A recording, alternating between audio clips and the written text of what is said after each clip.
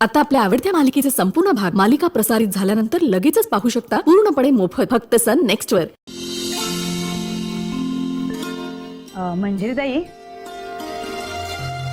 मला लग्नाला यायला जमणार नाहीये ना, तेव्हा म्हटलं तुम्हाला आणि प्रियाला आधीच भेटून जावं.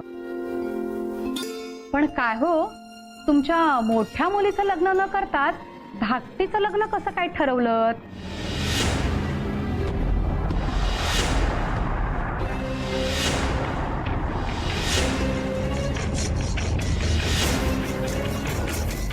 अहो, आता आमची प्रिया प्रेमातच पडली म्हटल्यावर काय करणार म्हणून.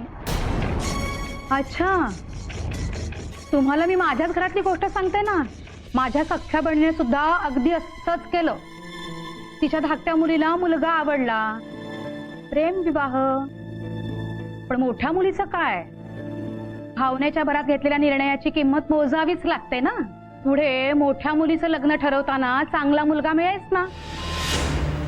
शेवटी बिचारी 40शीची झाली, बिन लग्नाची राहिली. मी तो त्रास पाहिलाय, पण तो तुम्हाला होऊ नये ना म्हणून हे सगळं बोलते. लोक काय हो, ती बोलणारच की तुम्ही सावत्र मुलीला डावी वागणूक देताय.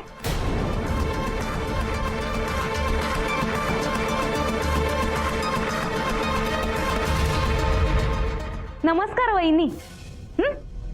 नाही, तुम्ही शुभेच्छा द्यायला आलायत की आनंदात मिठाचा खडा टाकायला आलाय तो? हा,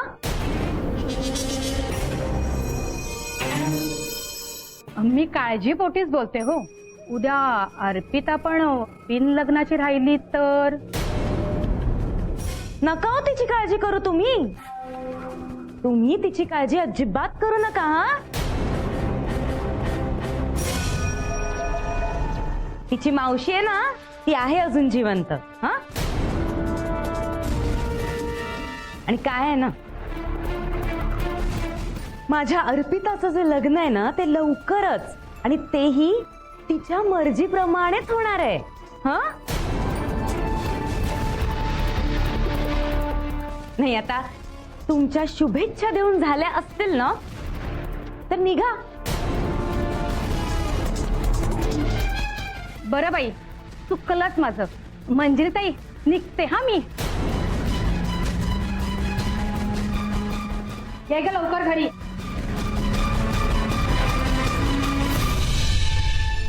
प्रिया, बांगड्या भरून झाल्या ना, पाया पड त्यांच्या.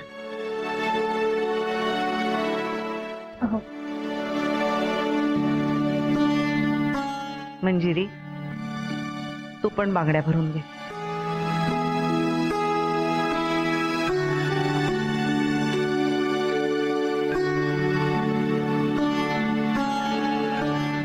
आई, आपल्याला माहिती आहे ना आपलं नातं कसं आहे, काय आहे. अगं, मग दुसरं कोणीतरी काहीतरी बोलतं म्हणून आपण का आपला मूड खराब करायचा. आपण पिऊचं लग्न एन्जॉय करूया.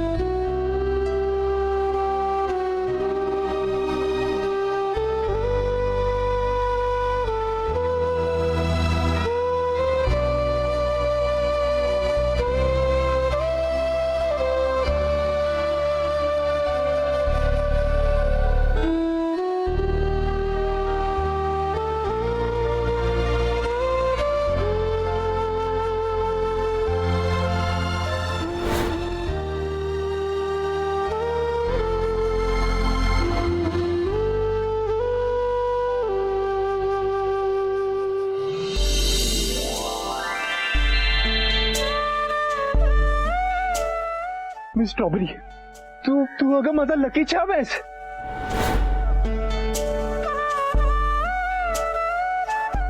तू माझ्या आयुष्यात आली आहेस आणि सगळं बघ कसं छान चाललंय.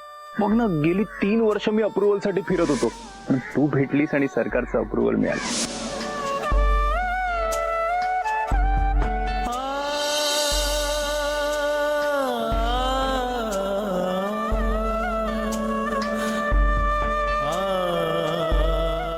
युवराज,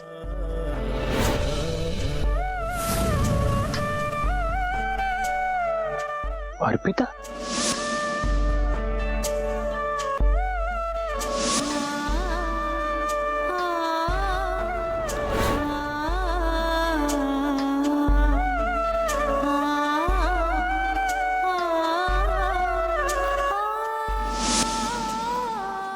आता काय करू या आठवणींचं? हे फोटो सुद्धा डिलीट करून टाकायला हवे. हो, युवराजचे फोटो नाही डिलीट केले तर नाही, मग युवराजच्या आठवणी मला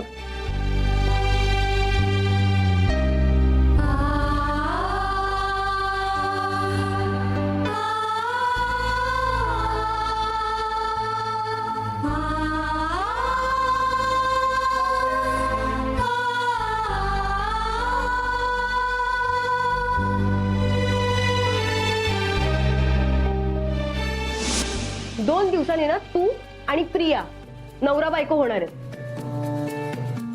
आतापर्यंत मी तुलाच सपोर्ट करत होते ना. हा, पण आता मला क्लिअर झालंय की तुझं आणि अर्पिताचं लग्न होणं शक्य नाहीये.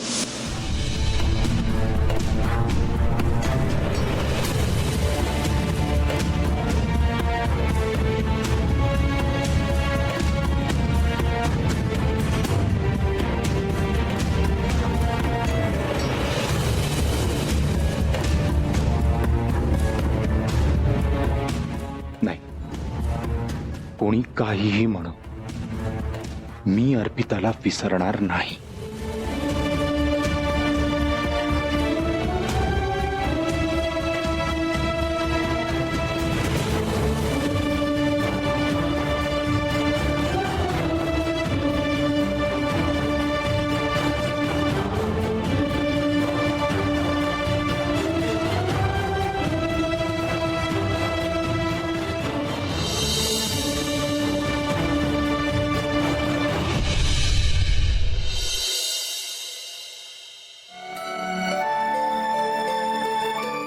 लेकीच्या लग्नाआधीचे विधी चालू झालेत रे बाबा. हे सगळे विधी, लग्न सोहळा सगळं निर्विघ्नपणे पार पडू दे रे बाबा. आणि पोरीचं पुढचं आयुष्यही सुखी राहू दे. लक्ष असू दे, लक्ष असू दे.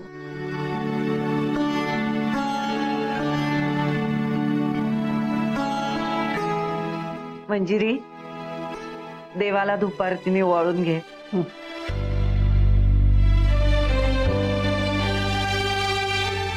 अपू ये ना.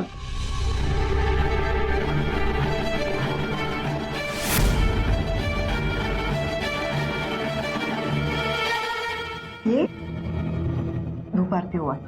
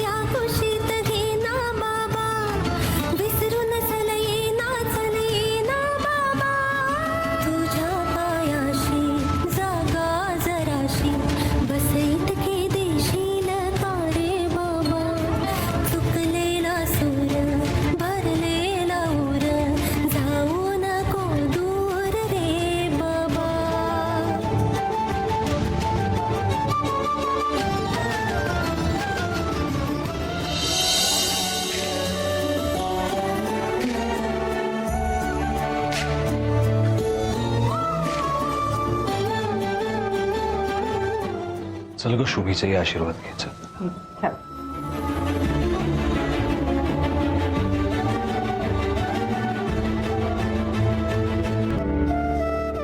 मी मुद्दाम तुला धूपारती द्यायला सांगितली. मला बघायचं होतं बाबा चिडतायत का ते, पण नाही चिडले. म्हणजे लग्नापर्यंत ते नाही चिडणार आहेत तुझ्यावर, कळलं? थँक्यू आई. थँक्यू काय?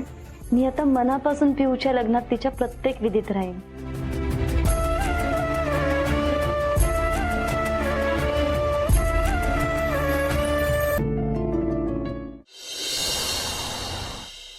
हे कुठे गेले सगळे? एवढा वेळ लावतात का आवरायला? अरे तिकडे हळदीचा विधी व्हायची वेळ होत आली, पण ह्यांचं अजून आवरून झालेलं नाहीये. लक्ष्मी, युवी, अरे याला काय अर्थ आहे का? हा, त्या कोट्याधीश माणसाला ताटकळत ठेवायला आपण काय अब्जदीश आहोत का? अरे किती घाई, किती आरडाओरडा करतोस? आपली मुलाकडची बाजू आहे, ध्यानात आहे ना? तिकडे नॉर्थ साइडला गेलास ना तर वरात ना 5-5 तास उशिरा आली ना तरी चालते. मुलीकडच्यांच्या पायात उभे राहून गोळे येतात रे, तरी बिचारे कसे हसत मुखाने स्वागताला उभे असतात. आणि इथे बायकांना तयार व्हायला, मेकअप करायला वेळ लागतो. तुमच्यासारखा नाही, पॅन्ट शर्ट चढवले की झालं आपलं. 1 मिनिट, तू इतका वेळ हे आवरत होतीस? याच्यापेक्षा रोजच्या गाऊन मध्ये चांगली दिसते ही. मी चांगलं दिसत नाहीये? थांब, आता पटकन साडी बदलून येते. मम्मा छान दिसतेस. मामा मस्करी करतोय. मामा हो ना? नको, तू परत आवरायला गेलीस ना तर पुढचे 5 तास वाया जातील. अगं तिकडची लोक कंटाळून झोपतील. युवी पण कुठे गेलेला आहे? हा, त्याला नाही का हळद लावून घ्यायची? तुला सांगतो, अगं माझ्या लग्नात मीच स्वतःला हळद लावून घेतली होती ना. मीच सगळे विधी घाईघाईने पटापटा उरकून घेतले होते. तुला घाई होती प्रत्येक विधी लवकर होण्याची, आणि आता पण घाई आहे का? त्या जहागीरदारांच्या मोठ्या बंगल्यात तुला आलिशान बंगल्यात जाऊन राहायचंय. त्यासाठी मुलाची हळद सुद्धा तिकडे करायला तुला संकोच वाटत नाही. त्यात कसला आलाय संकोच? हे रीत वगैरे असते की नाही दादा? हे बघ, माझे श्रीमंत व्याही जे सांगतील ती रीत आणि तीच परंपरा. मम्मा अगं ठीक आहे ना, प्रत्येक वेळी कशाला ग या रीतींना चिकटून बसलेली असतेस? अगं इट्स ओके, म्हणजे सगळ्यांना जसं कन्व्हिनियंट आहे तसं करूया ना आपण. प्रत्येक वेळी चिडचिड करायची गरज आहे का? नाही ना. आता एक काम कर, या फेस वर ना छान स्माइल आण आणि असं मस्त हॅपी फेस घेऊन आपण घरातून निघूया. ओके? दे बाई, खोटी का होईना पण स्माइल दे. Good girl. लक्ष्मी कुठे गेली? एवढा वेळ लावतात का? बाजूला. मला जरा बॅगेत बघू देत घेतलंय का सगळं परत.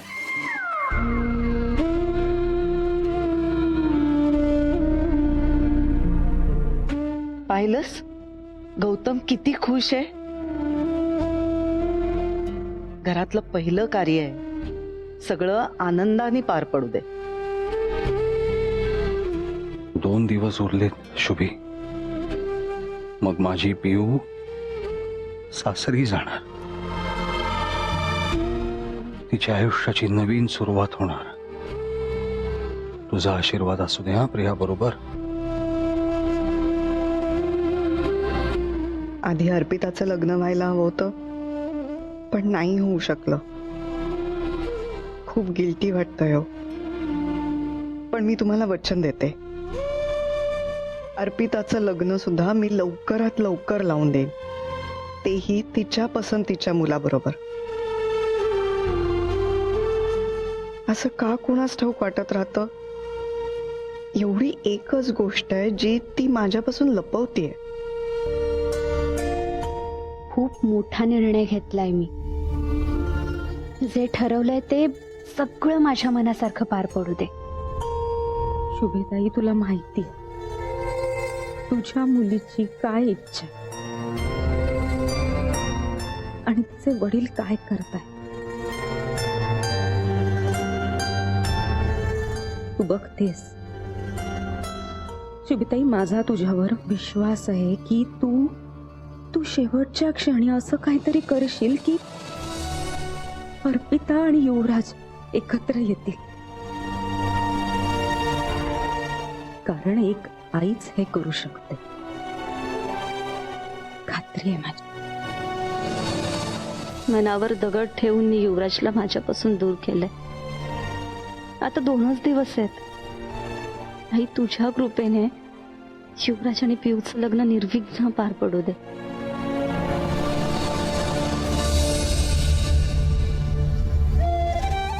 मंजिरी, प्रियाला कुंकू लाव.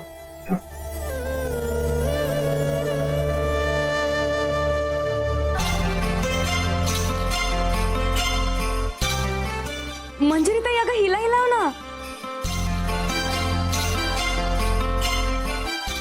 करवली आहे ना ती, मग मान असतो करवलीचा. जा जा. ये पू.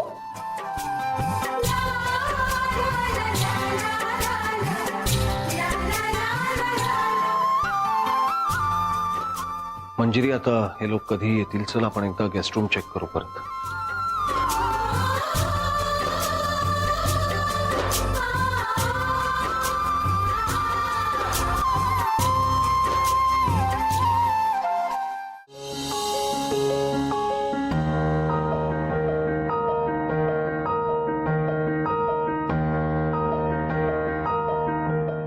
युवी,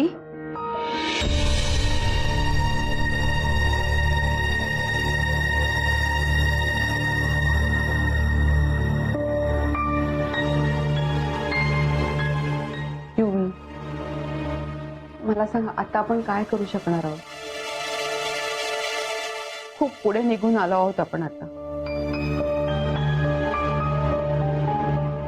अर्पिता आणि तुझं लग्न होणं ही इच्छा अपूर्णच राहणार. मम्मी, मी अजूनही हार मानलेली नाहीये. युवी, अरे काय बोलतोयस तू हे? मला सांग, आता आपण काय करू शकणार आहोत? अरे आता हळद लागेल तुला, मग संपलंच ना सगळं. देव सुद्धा पाण्यात ठेवून पाहिले मी,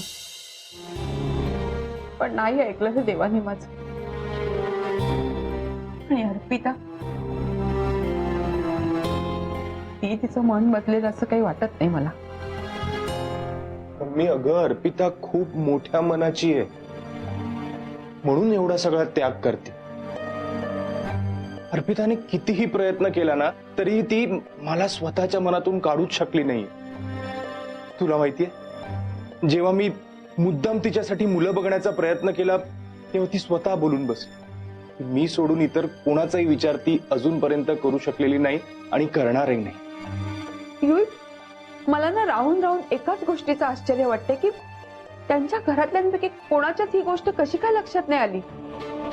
म्हणजे तिची आई, अरे मुलींकडे तर आईचं घारीसारखं लक्ष असतं. त्यांना शंका आली होतीच, पण अर्पिता आहे ना, ती कोणाला काही कळू देणार आहे का? आणि त्यात आम्ही सुद्धा काही बोलू शकत नाही. पण एक व्यक्ती आहे जिच्या हे सगळं लक्षात आलं. कोणाच्या? वसुधा मावशींच्या. काय? अरे देवा, लक्षात येऊन येऊन कोणाच्या आलं तर त्या उलट्या काळजाच्या बाईच्या. आता लग्नात काही गोंधळ घातला नाही म्हणजे मिळवलं तिने. नाही मम्मी, हे बघ, अर्पिताला त्रास होईल असं त्या वागणार नाहीये.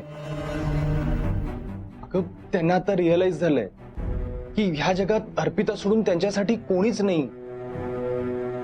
अगं, त्या तर आता अर्पितावर आईसारखं प्रेम करायला लागले. तुला माहितीये, त्यांनी मला हे सुद्धा सांगितलंय की मला आणि अर्पिताला एकत्र आणण्यात त्या मला मदत करणार आहेत. युवी, अरे काय सांगतोयस तू हे? म्हणजे देवाने माझी हाक ऐकली. त्या घरात तुझ्या पाठीशी उभं राहणार असं कोणीतरी आहे. आशेचा एक किरण दिसलाय आपल्याला. माझी खात्री आहे, अर्पिताचं आणि तुझं लग्न नक्की होणार.